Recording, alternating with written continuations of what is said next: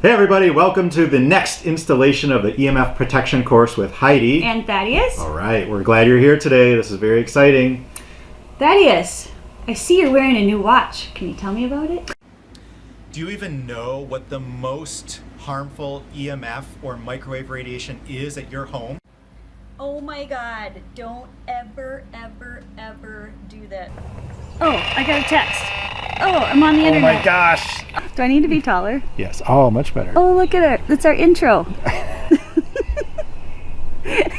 You can't call it intro if you say intro. Ew. This is my Apple Watch. What are you talking about? You know how much this cost me? Ugh. I can see my texts. I can see every phone call, all my emails. I don't have to even look at my phone that's never left my body, ever. Really? I can just look at my watch now. Like, this is amazing. Huh. Who would not want this? Sounds very convenient. It's very convenient for me not to have to do this. I can just do this. Right. And it even vibrates on my wrist if I need it to. And it tracks steps for me. I have one too. Whoa, that one's even prettier than mine. Mine tells me when to go outside. Mine tells me when I can get up from my desk. There's so many healthy things that I can tap on my iWatch. Oh my gosh. Apple Watch. I know what it's called. What is wrong with the iWatch? Like, what would be wrong? Like, iWatch? Fitbit? You've got a Fitbit on? Like, what could be healthier than wearing a Fitbit and tracking your steps, tracking your sleep? Gotta wear it while you sleep.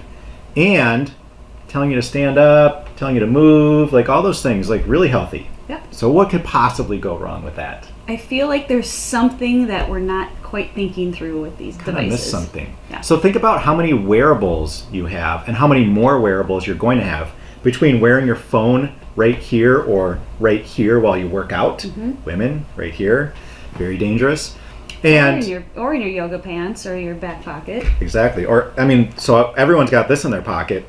Electrical device. So of course this works on electronics, but also microwave radiation facing your heart, which we know is an electrical device, aka like you put a pacemaker in, which is an electronic device to keep it steady and beating. And if you do have a pacemaker in, please read your safety manual. Never ever put this in your pocket. It even says it in the manual. Right. Don't even think about putting it on the same side of your head as your pacemaker even. Oh That's in the manual.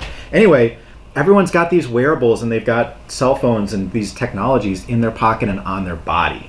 So what's the problem? I'm just going to read a couple of things that I think is really interesting. These are the country safety standards. So microwave radiation safety standards by country. Okay. So the US allows 1,000 microwatts per centimeter squared, 1,000 microwatts. So you can measure the microwave radiation coming off of this. Okay. And centimeter squared, so a little bit of area, and how much microwave radiation is hitting there. We allow 1,000 in the US. Okay. What does everybody else allow? Okay, so Russia, 10. US 1,000, Russia 10. So Russia is way better about this. Okay. Hungary 10, Italy 10, France 10, Switzerland 10, Austria 200, so they're fairly high. Canada 1,000. I think the only one higher than the US and Canada might be the UK. Okay. Every other country in the world is 100 times less. Now, what do they know that we don't know? Austria is 0.1. Liechtenstein 0.1. So again, we're at 1,000. What does it mean that they know all these things? Because the US cut funding for microwave radiation. We're not allowed to study it.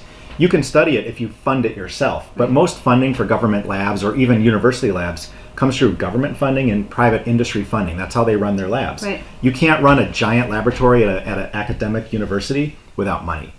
All that money was cut off for the US, but not cut off in other countries. They've been studying this and cut the levels that they say is safe. So all the studies we've been reading are from New Zealand and Australia and... So that's why the studies are from outside the US, Okay. because we're not really allowed to study it in the US, and there's good reasons for that. So the other thing that I want to say is like, okay, so you've got this Apple Watch or a Fitbit right on your wrist. So what is the problem with that? Microwave radiation, your Apple Watch is a microwave radiating device right above your artery. I think this is the ulnar artery. And that is irradiating the microwaves deep into your artery, into the muscle and skin right here. But also, think about the Fitbit. If you have a Fitbit, turn it over. Yeah, it's got the little light. Turn over your Fitbit. Yeah, exactly. It's got blue-green light shining and flickering out of that 24/7. What do we know about blue and green light? Go look up Thaddeus Owen and TED Talk and you'll find my TED Talk on why blue light is dangerous and it's associated with diabetes, cancer, heart disease, and obesity if you're exposed to that wavelength of light after dark. And the Fitbit shines that light into your artery all day, all night long. So this isn't just an EMF story, this is a light story. Light and EMF. Okay. Yeah, exactly. And so the Fitbit, while technically healthy because it helps you do all these things, shines such the wrong version of light into you that it's actually very dangerous. The Apple Watch is a microwave emitting device. Like, how convenient is it to just look at your phone? You have to really have it on your watch too. So I think really the microwaves coming off of there connected to your body 24/7 from like an iWatch, very dangerous. Okay, so Thaddeus Owen recommendation to people. So what I'm saying is, like, look at this. Okay, so this ring, Yep. this is a tracking device in one of these apps and a wearable. Right. This is called the Oura Ring. It's very different because A, you can put it in airplane mode when you're wearing it. Right. So it's touching your body, not emitting any microwave radiation. It's an airplane. When I take it off, I take it out of airplane mode and sync it to my phone to get all my data. The other thing is, it does emit light. The only way it can read is there's a little computer chip in the back of here, and it shines light into my veins so that it can read all my pulse and my temperature, all that, just like a Fitbit. Okay. But it shines infrared light. Infrared is healthy light. So this is a healthy version of light that won't mess with your melatonin at night. Right. So you can look for appropriately manufactured devices if you want a wearable that don't have microwave radiation, that have the right version of light. Okay, I just want to read a couple more things really quick to you all because I think this is really important to learn about microwave radiation. Let's just start today. New York Times, the secret history of diplomats and invisible weapons. The use of sound weapons against U.S. embassy officials in Cuba and China go back to a Cold War mystery. Right. So right now, if you look at the news, we're shining microwave radiation on U.S. diplomats in Cuba and in China. We aren't. Other countries are, Okay. to irradiate them in microwaves of the same level that we use in our phones and our Apple Watches. And why are they doing that? So all of a sudden there's all these medical mysteries that are going on in Cuba and China at the embassies because they're shining these microwave devices on our people there. This happened back in the 1950s during the Cold War. Okay. And this was happening to U.S. officials in Moscow. And there were many studies, both from the U.S. government and others, on what Russia was doing to them with these microwave weapons. But the diplomats there were not told that they had microwave shine on them in about the same exact range as your Wi-Fi router that sits over there in your house on all the time. Let me just see if I can find that. So this is the health effects of microwave radiation, the Moscow signal. So this was a signal that was shined on them in Moscow. There was a number of data that was published about those diplomats and whether they were more sick than others. And if you look deep into the data, they did have higher incidences of cancer than other diplomats. Specifically leukemia, right? I believe it was leukemia. I'm trying to find all the definition. All I can say that I was able to find right now in the short search was cancer. Okay. Higher levels of cancer and higher health issues than other diplomats. And that was, again, the same version of like a Wi-Fi.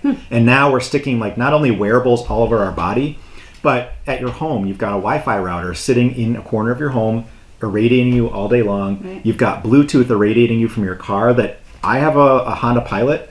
I asked them to disable or pull the fuse, anything that they could do to get rid of the Bluetooth. You cannot disable the Bluetooth in my car without shutting down the entire steering column. So literally you can't do that. So everywhere we go. I was gonna say, so we're just bombarded everywhere we go. 10 to the 18th power, right?